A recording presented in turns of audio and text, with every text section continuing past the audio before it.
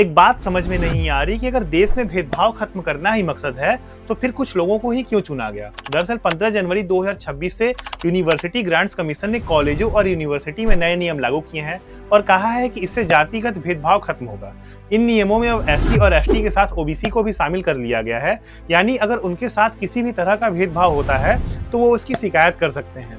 लेकिन यहीं पर बात अटक जाती है क्योंकि इन नियमों में जनरल कैटेगरी के छात्रों के लिए कुछ भी साफ साफ नहीं लिखा है।